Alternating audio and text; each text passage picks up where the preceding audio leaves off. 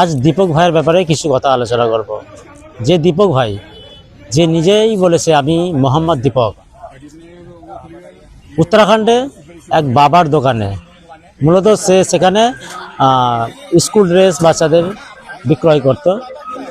আজ দীপক ভাই সেখানে গিয়ে সেই বুজুর্গ ব্যক্তিকে দীপক ভাই তার নিজের শক্তি দিয়ে রুখে দাঁড়ায়। কিছু দুষ্কৃতীরা তার উপরে অ্যাটাক করেছিল যে বাবা নামক পোস্টারটাকে সরাতে হবে, তো দীপক ভাই সেইটাকে সরাতে দিল না। সে একটাই বলেছিল কথা যে আরও জায়গায় বাবা নামক পোস্টার লাগানো আছে, সেখানে কেন সরানো হয়নি। যাই হোক, মূল কথা এটাই হলো, আজকে দীপক ভাইকে দিল সে স্যালুট।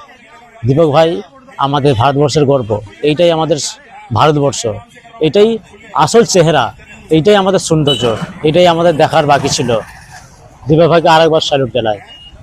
প্রিয় বন্ধুরা, আপনারা দেখছেন এসসিটিভি বাংলা।